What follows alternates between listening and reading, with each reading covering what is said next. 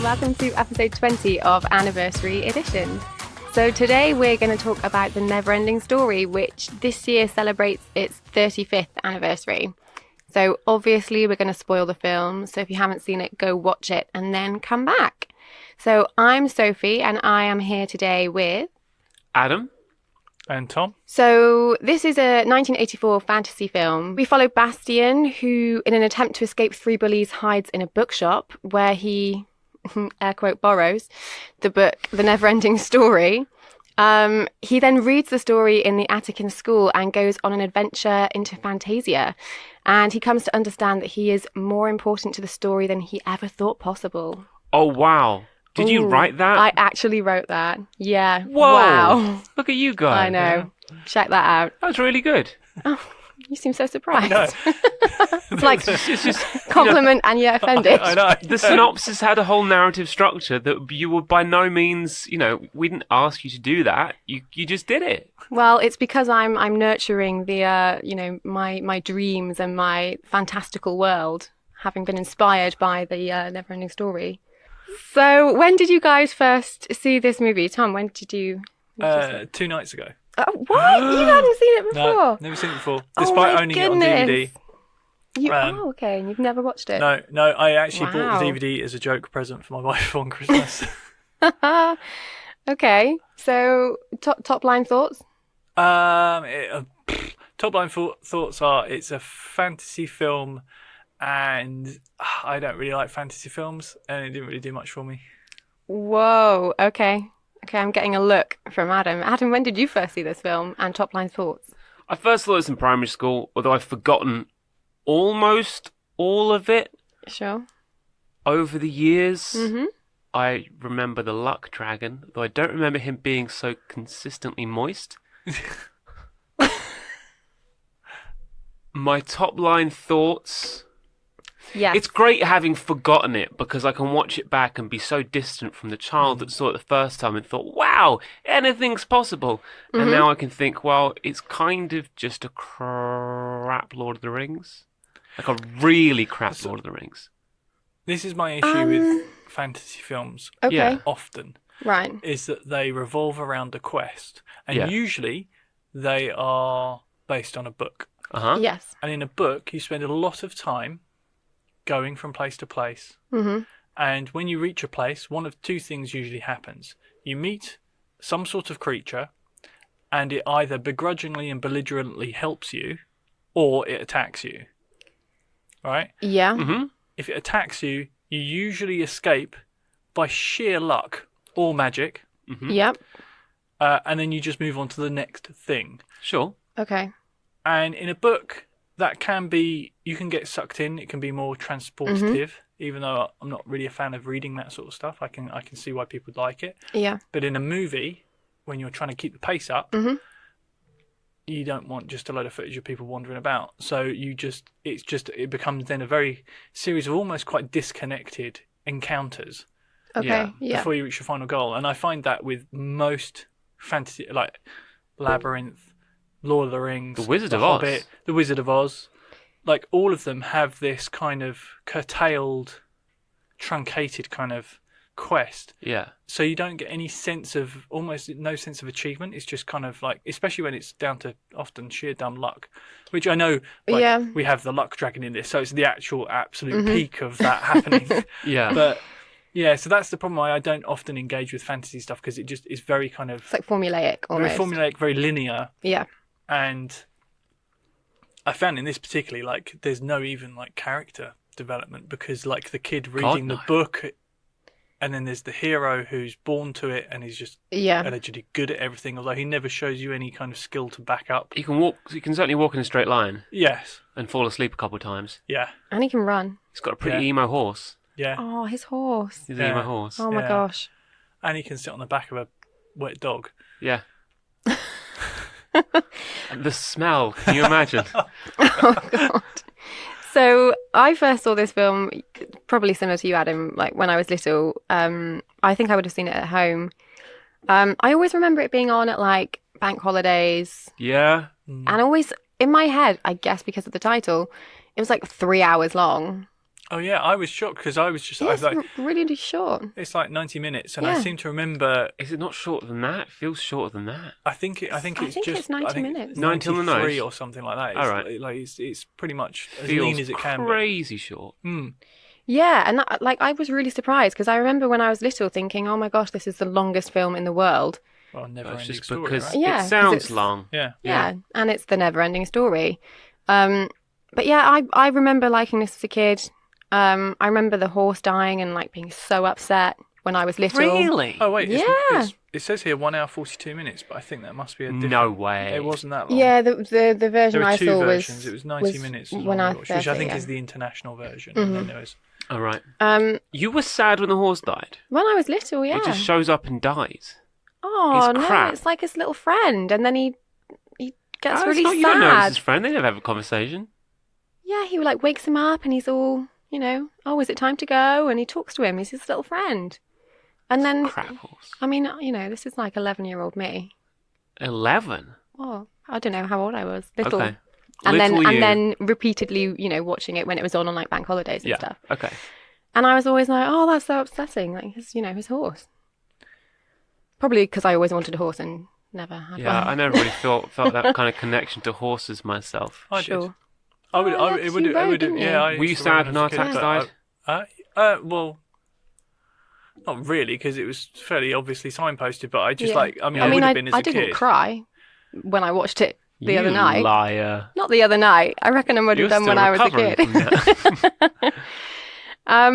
But yeah, I liked it as a kid, and I thought it was all right as an adult. I wouldn't ever, I don't think, pick it up and watch it, but I thought it was all right. I Yeah. think for me, like, I was fine until we got to Fantasia, and then as soon as you get like these animatronic kind of creatures Yeah, of this era, particularly, and I'm lumping in things like Dark Crystal and Labyrinth and stuff, These like Jim Henson Yeah. nightmares. which is bizarre because like on television shows like The Muppets and Sesame Street, Yep. 100% buy it, and Yeah. I'm really into it. I've filmed Kermit and Miss Piggy, right? Yep. And I can remember just walking up and seeing the setup of how it was done, and putting my camera in position. And when I looked through the viewfinder, it was like, oh crap, there's Miss Piggy and Kermit. Yeah. It was like they suddenly became yeah, those people because you're seeing them in the way they're supposed to be intended. So I can always buy into that when I was a kid. When it comes to stuff like this that are almost kind of got that kind of like dark, creepy edge to them, I just don't buy it at all. And my suspension of disbelief just completely collapses. And it always did it when I was a kid. Yeah. okay. It looks wank, doesn't it? And yeah, I just find it doesn't like, and I don't know if it's to do with possibly that this was shot as a German movie as well. Yeah, That a lot of the lip sync is really bad. A lot of the lip sync is very bad. And I was going to say, I wonder whether the problem you have is that the puppets can be so intricately designed. In Yeah. particular, Yeah. I'm thinking the Luck Dragon and The Luck Dragon I thought was what's the the best. wolf called? Galork? Yeah, something like that. Galork something like or that. something. Yeah, I can't I actually found remember. that like it made me start to think: am I deaf and do I rely on lip reading? Because I found it harder to understand him when I Yeah. was looking at him. Yeah, yeah. They're really it is intricate harder. puppets. Yeah. So the fact the lip sync is so far off really pulls you away. Yeah, kind Whereas of- if you get something like Kermit the Frog on Miss Piggy, because they're very simple, basic Yeah. puppets, they're obvious, they're hand puppets with Yeah. sticks, that you can, your brain forgives so much more. Yeah. I think you might be right. I think you're right. I So- think that does come into play. Yeah, I find that like so. I actually liked the kind of build up to it, and bizarrely, so all the opening sequence of the little boy Bastian encountering the bullies, and I was like, oh, this is maybe I have seen this film before because Yeah. I remember all of this. Oh, Yeah. okay. And then I realised it wasn't the film I remembered, but I have actually been to the location where they filmed it when I Right. was younger, Oh, because they shot it really? in Vancouver. So I'd been there when I was about 13, I guess, which would have been about 10 years after they shot this film. Right, okay. So That's cool. That's really so my memory of it was just like, oh wait, I know, I just recognised that area, The area. those buildings. Yeah. So that kind of like, it was a bit weird at surreal. first, and then I kind of liked the whole bully setup, and I thought that's kind of interesting. The old guy in the shop, and I was like, this is all very kind of classic. And it's a very leaned upon trope. Yeah, it is. Yeah, but I thought it was kind of working really well. And I could kind of see how it would really set out. And it was just as soon as we got into the fantasy bit, I was just like, where that all kind of takes off more, and then you lose touch. I mean, it's still obviously cut between the two, but yeah, you definitely lose a bit of that. Yeah. I hate the crap out of that opening scene in Fantasia. With the rock guy eating the rocks. Oh, yeah. I'd kind of forgotten that scene. The crack scene. addict dude. And the gnome. And there's like the bat and the snail, the racing snail. Yeah, and all the expository dialogue. Yes. Yeah. Just yeah. They built an entire set just to explain what was going on in the world. Yeah. Yeah, basically. Just show because it doesn't do anything. It doesn't do anything. At all. Mind you, how do you show the world is being attacked by nothing? Yes. Very true. What lazy writing. They couldn't even think of, oh no, look over there. It's the nothing. It was supposed to be like an all-consuming emptiness. It's right? emptiness. And just, sure. Yeah. But it's just like, how do you convey that? And then people they had to explain to people that it's not the clouds. That's just a byproduct of the nothing, coming along. It's that's not the nothing. Because people needed something to attach to. Yeah. So they just thought like the clouds. The clouds are the thing. Could have done that better. Yeah. Yeah, that could have been done better. I mean, don't forget this is 1984, but Sure. it was shot in 83, but not in the US, so it was shot in Germany. It's technically... It's like the most expensive film that was shot at the time, I think, outside of the US. So when was this made? Like officially? 83. 83. They could have done better. Well, they could have done like the Terminator style thing where... Not without the might of like... not without like LA. I mean, even Terminator was like an independent movie kind of. So like at least there was still like they're around the right people. Yeah. Whereas in Germany, this was so removed. There's less of that stuff going on. Bloody Germans! You ruined for nothing. I just like, I don't know, because I was like Wolfgang Petersen. This should be really kind of interesting. Because Das Boot is just brilliant. Yeah. And he should have stuck to submarines, really. But instead you got Fantasia. Yeah, but I can totally understand if you'd been in a submarine for shooting Das Boot, you'd want a bit of like... You'd try and do something different, otherwise you'd be the submarine guy your entire life. Exactly, yeah. Yeah, I know it's not fun being cooped up. And it's not terrible, like it's not a terrible film. I mean, it's just... I mean, Isn't it? No, I don't think it's terrible. You know what's annoyed me the most coming out of the Neverending Story, thinking how many people I know who always claim to love the Neverending Story, but also always claim to hate Lord of the Rings. I mean, that just makes no sense at all. It makes no sense. I dislike both equally. Well, sure, and you can feel free to do that, but people who draw a line in the sand between the Neverending Story and Lord of the Rings, when one is just... Yeah. I mean, sure, they're both fantasy stories, but Lord of the Rings is a masterpiece compared to the Neverending Story. And watching it back, I'm like, wow, none of this makes sense. And this is just a walking, like, Lord of the Rings is just a walking film. This is just a walking film. Yeah. Yeah, for sure. Although have you read the book? Well, sure. he flies 9,986 of the miles. 10,000 miles. Oh, yeah. It's still at 16 miles to walk. That kind of gets glossed over, doesn't it? He doesn't have a horse anymore. Yeah, that's true. Yeah. That's not great. So do you know the reason they don't go the full way? No. Is because they get attacked by cloud monsters and they both get injured, which is why the gnomes are giving them medicine for ailments that we've not seen. Because they cut the scene out. That was confusing, yeah. Yeah, that was confusing. Okay, so that's why they end up there. Yeah, there were two elements that they cut out of it. And that was one of them. Okay. So like the gnomes are just suddenly like injecting them with random stuff, and you're like, what? Yeah. Yeah. But have either of you read the book? No. No, I haven't either. No. Because I mean, Tom, obviously you don't love this, but you don't love the genre. No. Like Adam, do you like the genre of fantasy? I like the genre a lot. Oh, okay. And you just still one of my favourites. Okay. Where do you stand on movies like Labyrinth and Dark Crystal and those kind of things? Because I don't like them much. Yeah. I actually don't like them much. I think they're just so odd. And people romanticize that a lot, don't they? People really romanticize the oddness of films like The Dark Crystal. Because for me, what I think the big failing is, they don't bring you into the world. Like, it doesn't feel complete, which I think Lord of the Rings does do more. Yeah. Because I was trying to think about this. I was like, do I just dislike fantasy films? And I'm like, well, I don't think I do. I like the Harry Potter movies. I like the Harry Potter books. And I was trying to think, why do I like that but not something like this? Yeah. And I think it's just the fact of having such a complete universe and world that is believable. Yeah. I mean, okay, Harry Potter is kind of rooted in our world as well as... Yeah, there's a foot in both. You know, but you know, I think it has to be... You have to love the world, basically. And you have to just know things about it without them needing necessarily to be explained fully, which these always have to do. And that's where you get expository dialogue. And I think in this instance, I am a bit spoiled by having read a lot of Tolkien's other works. Like, I read The Silmarillion. I'd read The Hobbit when I was in primary school, and I read The Lord of the Rings when I was in secondary school.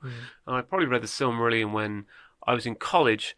So when the Lord of the Rings movies came around, I was well on board and I knew everything about it. So that helps a great deal. But the reason why I read all those and I liked reading the Greek myths, I like fantasy stories a lot, a great deal. But these films aren't great stories, and they're not great scripts, they're not great direction, they're not great shots, they're not great effects. They're just puppets. Well, I think for me, like, you were talking about it earlier, they're a bit odd. Like, I really like fantasy. I like the genre. I've read a lot in that arena, and I did a module actually at uni in children's fantasy fiction, and we didn't do this, but all of the kind of the books that when we were talking about them were the best in terms of, I guess, how we were looking at them.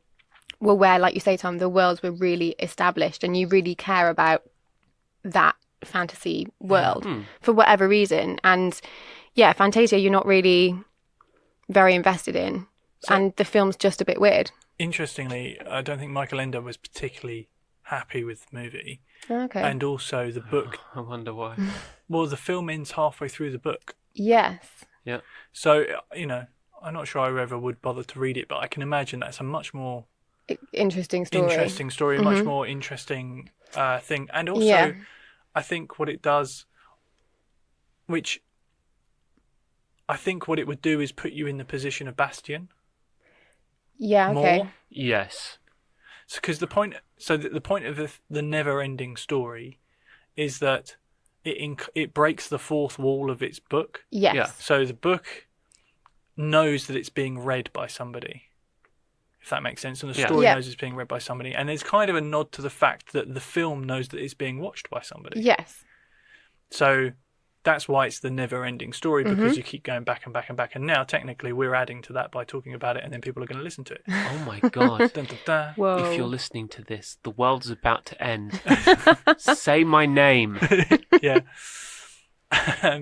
So, like, that's such a great concept. And I can imagine as a kid reading a book, brilliant. Yes. And much in the same way, if you read The Princess Bride, it's written as William Goldman has found a novel that he's then abridged. Okay. Yeah. So he misses out huge chunks of the story because he's abridged the novel to make it easier to read. And there's kind of a conceit around it, and it works brilliantly in the book. Okay. And they did it very well in the movie by having Peter Falk reading the book to Fred Savage. Yeah. So, like, I like the fact that there's this kind of element to it that not many other movies have. Like, it's a fun thing to do to break that barrier. It is. But they don't utilise it enough. No, it's not utilised and it's not executed particularly well. No. So it's a shame. It's one of these kind of missed opportunity movies, I think. Like I said, I still don't think it's terrible, but it's it's not as good as it could have been. Adam, what's your favourite moment? Do you have one? Yeah, absolutely.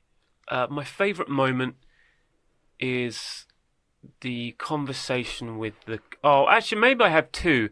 The conversation with the cantankerous tortoise, which is a great puppet. Yeah. It's the best puppet I in the think film. you're right, yeah. Yeah, it's great.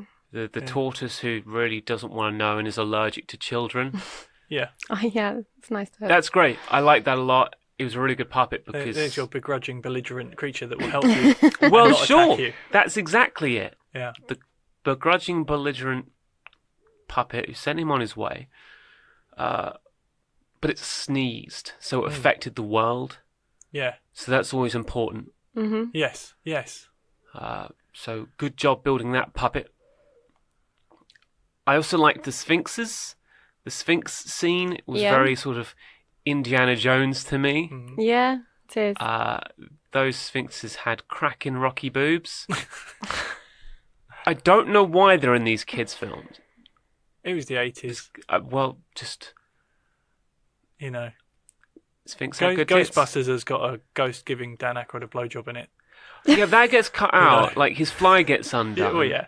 And But then you know what I he mean? probably, if I'm remembering rightly, we do a close up of his face going cross-eyed. Yeah. Yeah. Classic. But I mean, you're watching that as like a 6 or 7-year-old, right? Yeah, Yeah. I don't. Yeah, but when you're a 6 or 7-year-old, I suppose I'm about to agree with you when I say when you're a 6 or 7-year-old, you don't get it. You don't see the sexuality in it. You know there's something sexual about it, but you don't know what. I know. Yeah. Like, Yeah. okay, they're making friends. Yeah, Right. exactly. Yeah. That's nice. But in the Sphinx's case, just couple of pairs of boobs. That's fine. Yeah. So my favourite two scenes. One of them's because of tits. But also the laser eyes were pretty cool. Yeah. Reminds me of video games from the era. Ah, okay. Yeah. Cool. Tom, how about you? Do Um, you have any favourite bits? I mean, I quite like. I quite prefer the real world stuff. I quite like the kid Yeah. in the attic. I think it Yep. looks great, and it's kind of like a really, it's kind of iconic. Although I don't remember watching this. Do you know what I mean? That kind of like Yeah. it's got a real, It's a bit Jumanji. it's Yeah, kind it of like is. real kind of 80s movie feel to it. Like, Yeah. Yeah. like if you show me a still from that, Yeah. I probably could have narrowed down the year Oh, as wow. to when it was shot, but just because of the way it kind of looks and It feels, looks, like yeah. it's kind of like even if I didn't know what it was from, it's kind of like got that vibe, and I like that. Although it does seem weird to have an attic like that in I a was gonna school. ask. In school, yeah. That attic doesn't belong in that school. No. No, I completely forgot that because, like, kept I thinking, remember is he the keep attic going home? scene. Yeah, because it Yeah. looks like he's in someone's house. Yeah. And it's just where all the children have access to the key as well. The Yes. dusty old attic. And I was just like, oh. Like that's crazy. That's Yeah, it's a so bit odd. clearly a different set. Oh, Yes. yeah, That they 100%. weren't trying, or they had Yeah. to make it work somehow, Yeah. and they didn't. Yeah, so it's a bit kind of mismatched, but I quite like that. But I don't feel it was utilized. I don't feel like there was enough interaction between Bastian and the book. Like I think that could have Yeah. been a lot more. Well, because you only get that Subtle one. and a lot yeah. Trashes that book, by the way. You only have the bit where because he shouts, doesn't he? Or doesn't he shout Yeah. like, oh no, or something? And Atreus can hear him. Yeah, Atreyu, Like- yeah. Atreyu, yeah. And then it's at the end, basically. Like there's Yeah. nothing else that kind of takes you through that and builds. Yeah, I feel like you could have planted those seeds. Yeah, and let it like, grow a bit more. Yeah, a lot longer and a lot more. Like even have him kind of testing how much influence he has. Yeah. Yeah. Yeah. That kind of So stuff. he's starting like- to learn a bit more. Yeah. And, yeah. Or maybe just, or maybe go the other way, and maybe have him sneeze in the dusty attic and Yeah. thunder rumbles throughout Fantasia. Yeah. Yes. Yeah. There just could have That kind been of stuff, more yeah. of a play around with Yeah. like, how they were linked. Yeah. Yeah, definitely. I think, like, for me, my favourite bits were probably with the bullies. Like, Yeah. probably the Yeah. when they I don't really, there wasn't anything about Fantasia that I like loved watching. I No. don't think I was No. just a bit like, oh, okay, It's a very limited world. We only saw yeah, a handful of sets in And it's- Fantasia. Maybe 4 yeah, maybe or 5. But they seem quite disjointed as well. Like Yeah. they don't really. I know obviously it says he has to go to all the different parts of Fantasia, and that's why they look as different as they do. But like Lord of the Rings, for example, you know where you are in the world because Yeah. of how it looks. Yeah. And and there's not anything that kind of links No. all of Fantasia Well, together. there's no map. No. And there's no kind of like, there's no, like you say, there's no journey. No, and It's because it just- skips the bits of his journey as well, like of Atreyu when he's riding across that shot where he's on the expansive Yes. greenery, Yeah.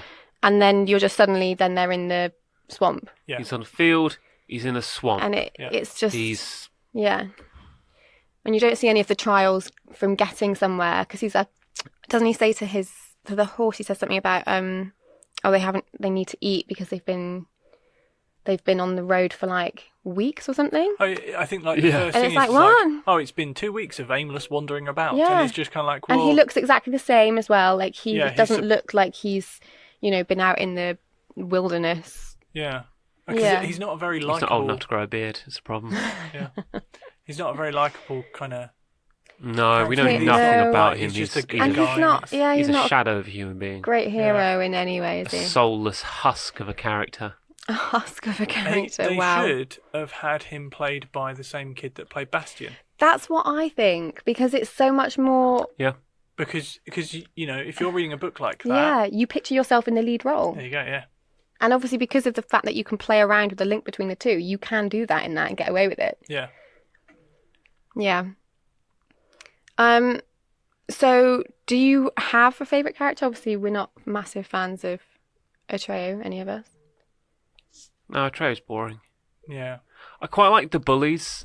They came prepared to go to school, but they clearly had no interest in Going to following school? through with that and going to school. They had their bags, but they weren't going to school. Let's be real with ourselves for a second. I like the old man in the bookshop. Yeah. Go away! I don't like kids. Yeah. But I've read Treasure Island. Oh, come here then. Go away, I don't like kids is sort of the knee-jerk reaction the FBI told him he had to give any time a kid came into his store. I think I like the Luck Dragon, Falco. You like Falcor? Yeah, I think it's an interesting, an interesting idea. But the trouble is, it's a magic bullet that fixes everything. Yes, Yeah, yes. completely. Falcor's existence in itself is almost better than having the infinite wishes he gets at the end. Yeah, Because Yeah.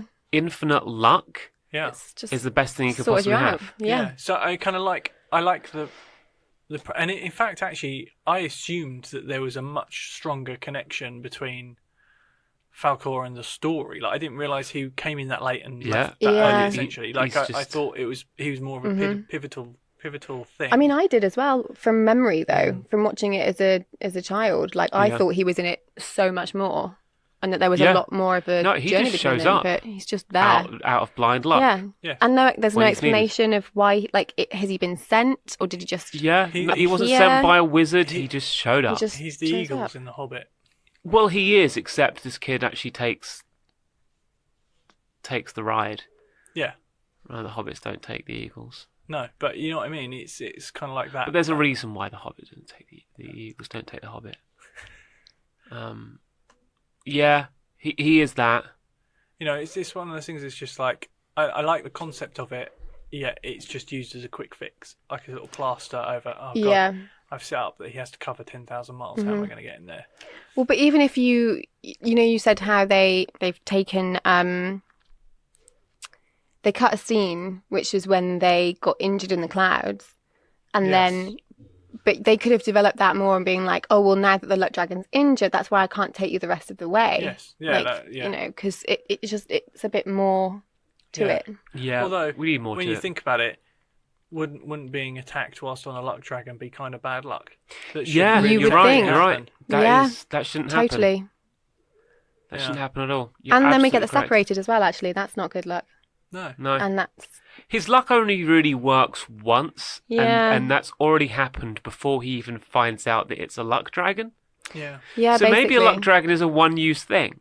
Maybe maybe You Like get a lucky bee. one time, could be. then you see you see the luck dragon, and then it's done. My question is, so Atreyu starts out in Fantasia and travels 10,000 miles south. Is Yes. he now in Fantafrica or Fantaustralia? Well, Fantasia has no boundaries. This is the revelation, right? I mean, it does, though. I mean, Galork was lying was he?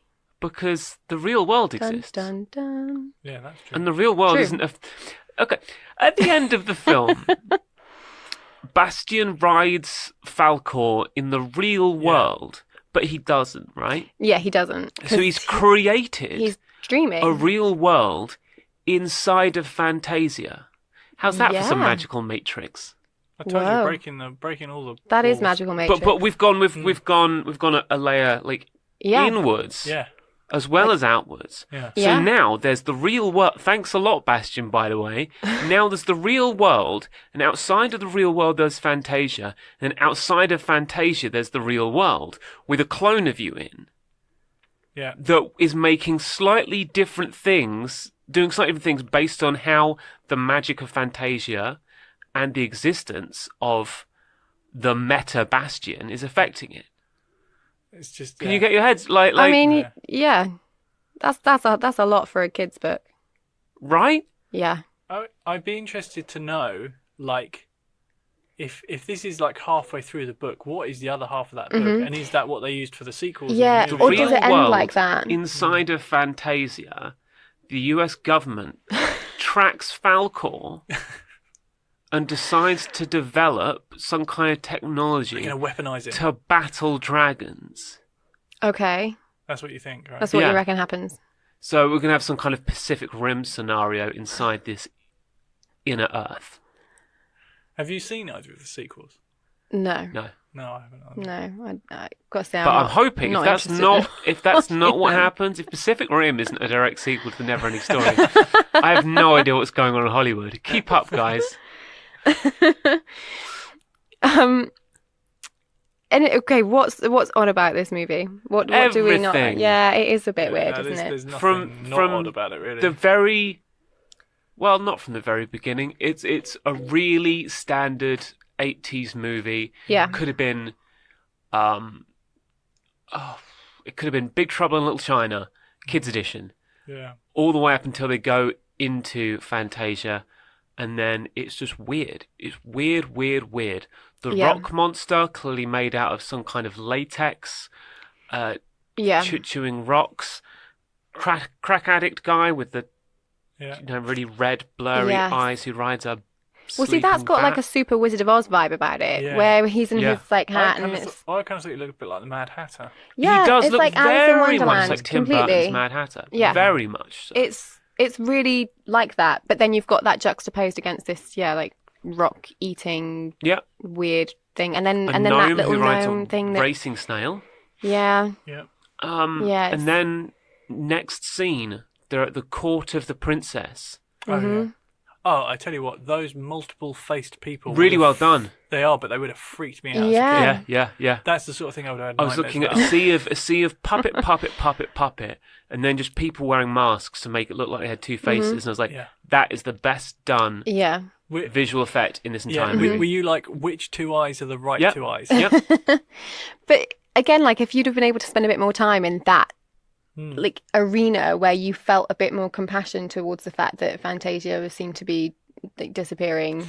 Yeah. I want to know Around who people. these people are. Yeah. I want to know what they are, what they do, where they're from, and that's Mm-hmm. why things like The Lord of the Rings that take a lot more time in telling a story really comes out on top Absolutely. Yeah. if you give it the investment that it needs. Yes. Also, this whole quest is to help a young empress who's Yeah. dying, Yeah. who we don't meet Yeah, until the end of the it's movie. so odd because again, I couldn't believe that when I Like- watched it this time. I was like, "How is she only appearing Yeah. right at the end?" Yeah. Like you need to want them to Yeah. save her. And she doesn't look very sick.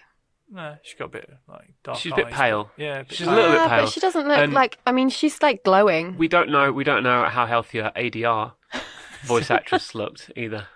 But it's just like But even if If you'd have she's, seen her like- just deteriorate a little bit, yeah, like put her at the beginning, like make her, Yeah. make you like her, make you want to save her, because Yeah. that's what Atreyu. Atreyu. Yeah, think of the hardcore band. Named after him. Yeah. It's it's getting back to June and the unpronounceable names that I can't keep track of. I just find it's like you need to, even if you don't like him, you need to like empathise with his something. quest. Like you need to be like, you have to do this. Like, I need you to succeed. Or Absolutely. you need Fantasia to be fantastic. Yeah. Like you need something. Not just weird. Yes. Yeah. It's depressing, Yeah, Fantasia. Why is it Fantasia so depressing? The second scene, third set of Fantasia is literally a swamp of sadness. Yeah. Like you kind that of causes a horse to commit suicide. It was that point where I had to look up what the 5 stages of grief were to see if it was just going to be a very ham-fisted metaphor for him losing his mum. Man, that would have been amazing. Which is what I thought it was going to be, and each scene was going to be Right. him Oh, God, I working didn't through even the Have you seen stages the of film grief. A Monster Calls? No, because No, that's I've what not I seen That's thought. the that. exact same. That's the secret premise of the movie. I've spoiled something way more recent. No.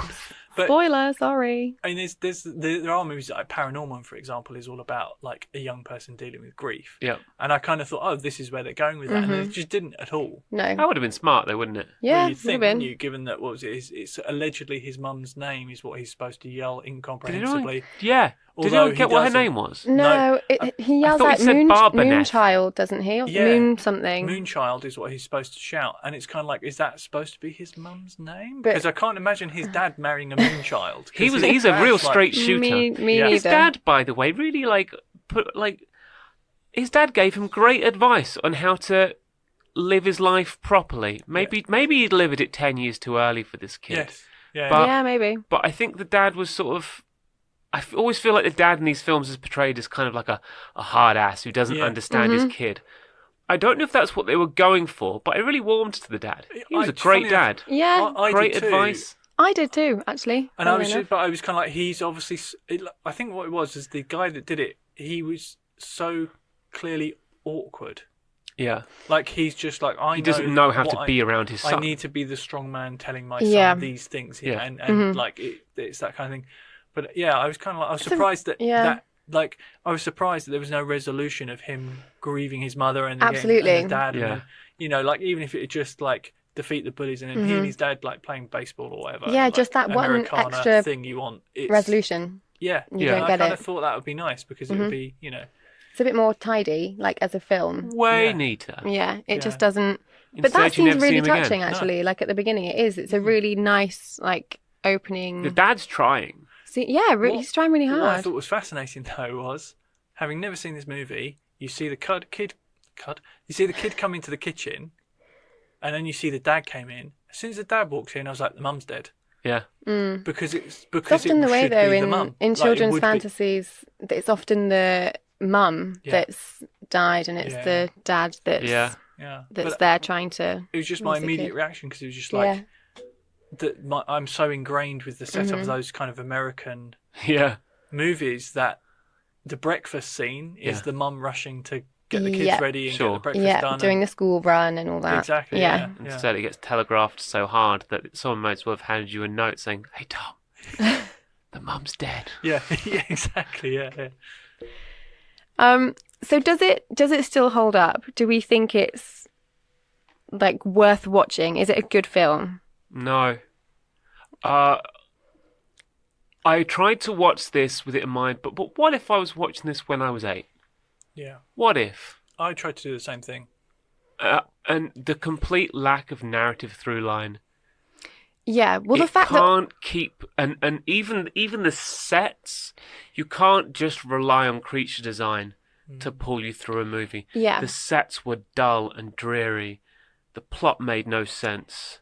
The characters were hollow, shallow, whatever you want to call them. This film, and the kid comes back as a bully.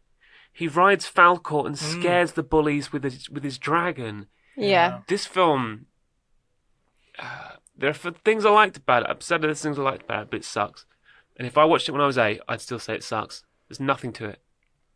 See, I remember liking it as a kid, but watching it back, all I can remember about it, or thinking that I liked it when I was a kid, because all I remember about it is the horse died, the kid got stuck in a swamp of mud, everything was grey, Yeah. and there was this scary storm nothingness chasing everyone, and there's a wolf that's that's chasing them. That And barely shows wait, up. he rides on a dragon at the end. That's literally Yeah.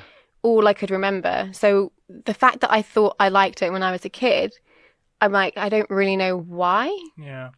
And also in my head, it was such a long film. Like you say, though, because there's nothing pulling you through. Yeah. Like there's nothing that's really exciting that takes you You don't on need, a great you don't- journey. Yeah, you don't personally need anyone to succeed in this story. No, you're not invested in it. And I think that's why in my head, it's like 3 hours of like a grey kind of. 3 hours would be fine. Like, 3 oof. hours would be better.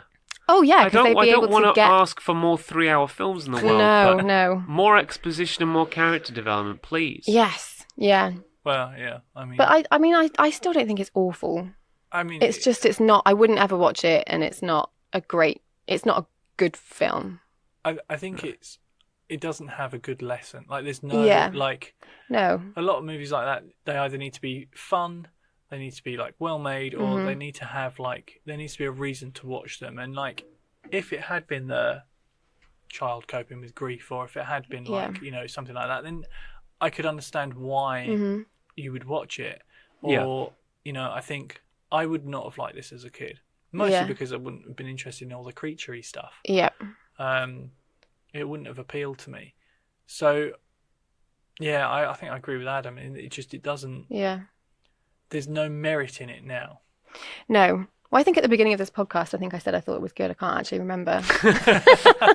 But yeah, when I think about it and I compare it to kind of other kids' fantasy movies as well, like Bridge to Terabithia, stuff like that. I It's haven't seen that. it's sad, but it is a good film. Oh, it is sad. Depends if you want Anne Sophia Robb to live or not. Oh, okay. Let's come back to that.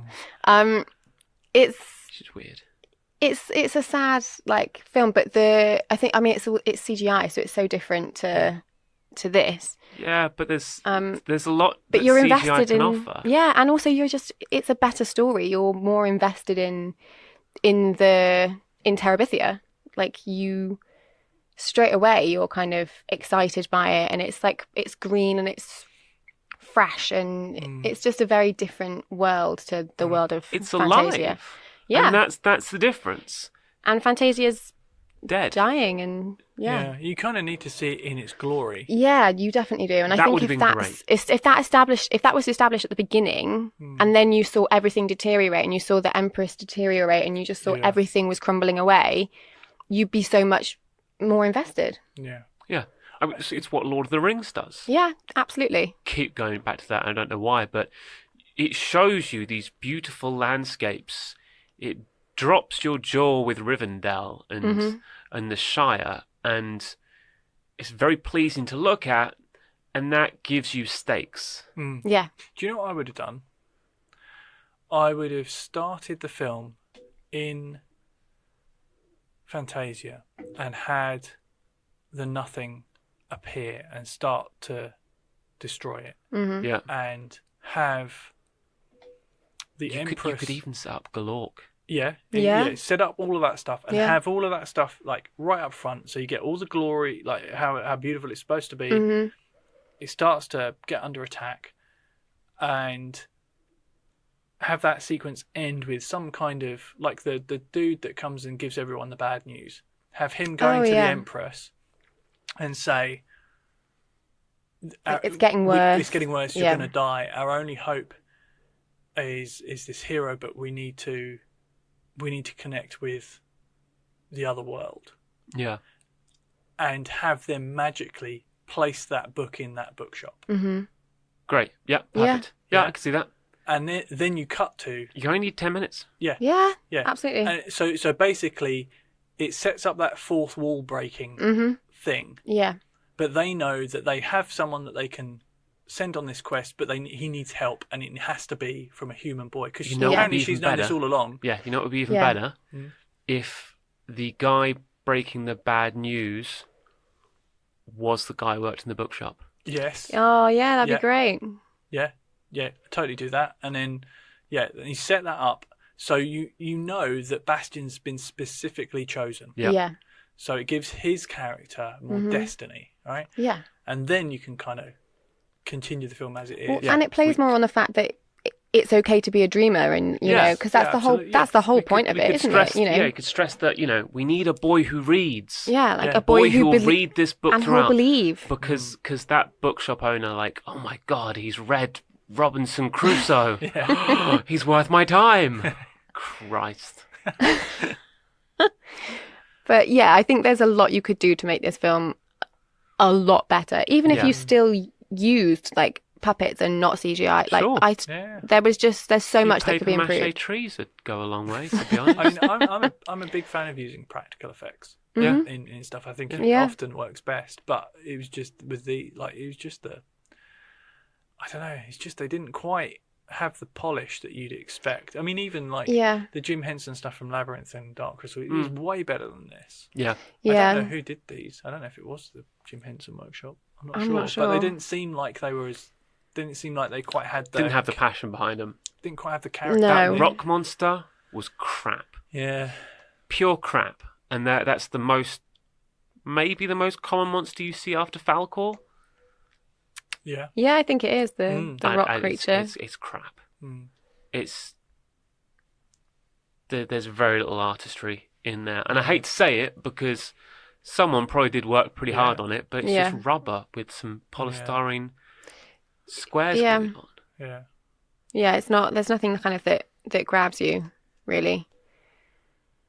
So, is there anything else anyone wants to chat about? What happens directly after this movie? Well, it depends on where you are. Are you in Fantasia? The real world, Fantasia, or the meta real world? You are in the meta sub-real world. There's a sub-real world? Well, there's the real world within Fantasia. Yeah. Okay. Bastion completely broke the universe when he created the real world inside Fantasia. Do you think he ever goes back? Do you think he's just like, I'm going to live my life here now? His mum's alive. And he just chooses that. He takes the red pill. I think he goes deep within. His mum's alive. He wishes his mum back to life. He lives in the real world. He lives in the fake real world within Fantasia that we know creatures from Fantasia can visit. Yeah. Yep. So rock monsters and two-faced men go en masse to the meta real world where Bastion's mum's still alive, because you know that's deep down why he made that wish. Yeah. He's living inside. He's living 2 steps down in Inception, isn't he? At this point. Yeah, basically. Mm-hmm. He'll never come out of it. I wonder if Christopher Nolan was a big fan of the Neverending Story. He'll never age. Maybe.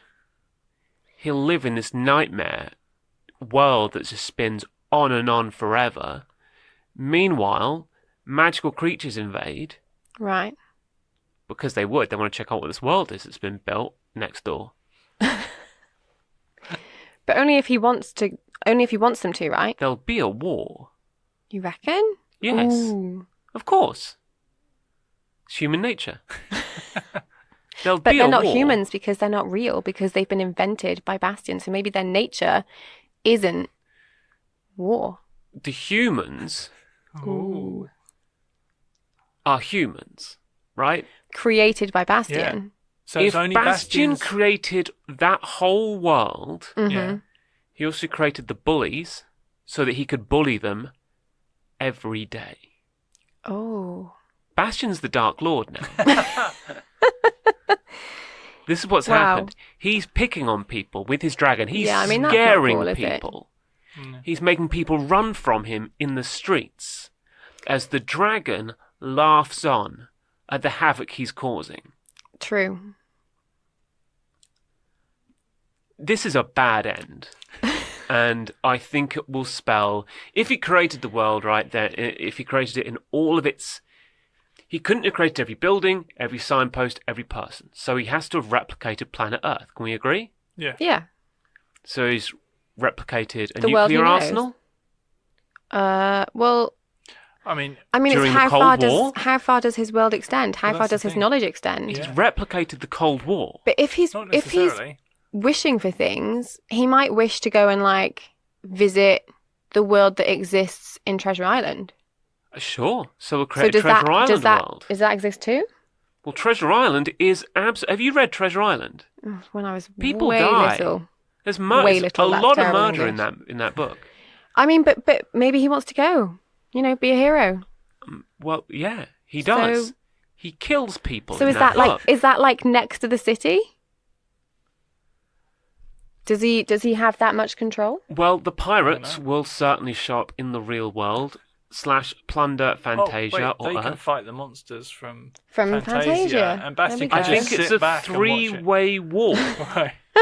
I think any world that he builds will go to war with each other. Yeah, and then the witches turn up from the Wizard of Oz. Sure. And the flying Ooh. monkeys come in. Yeah. Robinson Crusoe sitting in his treehouse being like, oh, uh-oh. Wow, we've created an exciting / terrifying. Well, this is What really happens next? what this kind of is Ender's Game Fantasy Edition, I like mean, the expansion pack. Well, Michael Ender's game. Oh yeah, that was good. That was really good. Oh my god. I just kind of feel like, Wolfgang Peterson could have been on the precipice of like a Marvel Universe series of movies here. And he just didn't follow Right. through. Absolutely. Very true. A never-ending war Wow. between the real world, Fantasia, and an infinite sea of imaginary scenarios, all featuring violent killers. Huh. The end. The end. The end. Okay. Nuclear fallout would be like it'd be a bit like Terminator 2-ish. Okay. Right. Everyone dies, Fair enough.